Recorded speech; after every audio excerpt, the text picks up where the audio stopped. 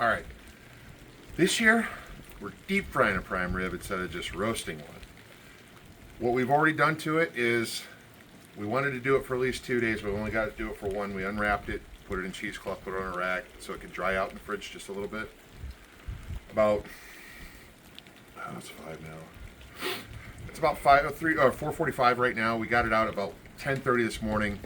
I put its first coat of seasoning on it, injected it with some garlic butter all throughout around, I think it was about 1:30 or so.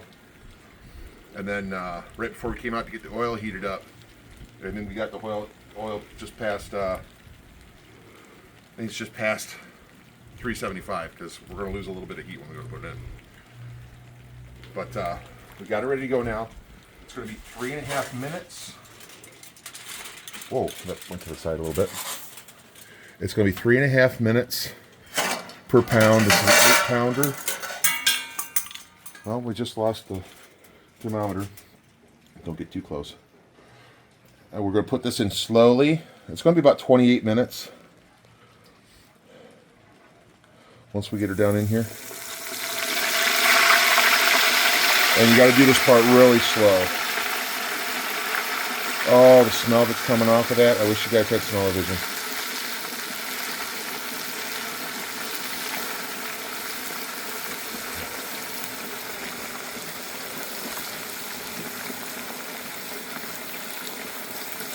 But yeah, and of course, we're doing this outside, December 31st. Nice and rainy afternoon, 36 degrees in Northwest Ohio.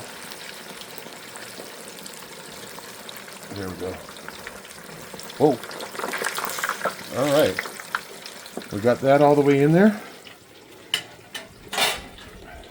I'm going to cover up because we got some drippies going on in here. And we'll let you know what's going on after we take it out later on. We're going to tin it with the foil, let it sit for about an hour, maybe 2 hours. The internal temperature will come back up a little bit, and with 28 minutes in the fryer, should be a nice medium rare inside and a nice crispy outside. All right, 28 minutes is up. We're going to pull her out here, and I'm actually going to move the thermometer. And we're going to try to put it somewhere where it's not going to fall this time. Right there. We're going to take it out and we're going to tint it with the foil. There we go. It'll drip a little bit. Now most of that is seasoning, that's not char. Because we did have a lot of seasoning on there. A lot of the fat picked off.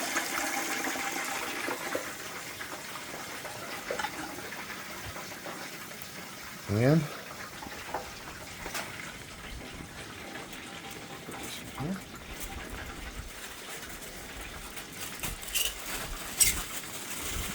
Well, tent that puppy up. Take her inside. Let it rest. And then we might show you what the inside looks like after we cut up. We might not. We're not showing that yet, but that's where we're at right now. Let's see how she goes. All right.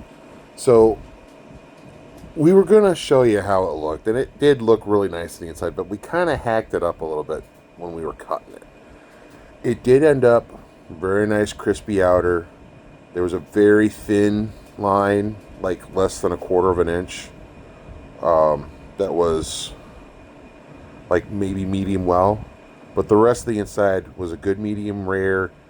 It actually turned out that we should have left it in maybe another, what was it, hon? Maybe another 3 or 4 minutes? Yeah. We should have left it in maybe another 3 or 4 minutes because I thought it was like just over 8 pounds. We didn't think to take a picture of the label on the meat before we took it off. It was actually closer to 9 pounds. So the internal heat, it's supposed, for medium rare, it's supposed to get up to about 120. We got it up to about a 111, 112 at the best while it was tendered in the thing. So we did have to put it in the oven for a little bit.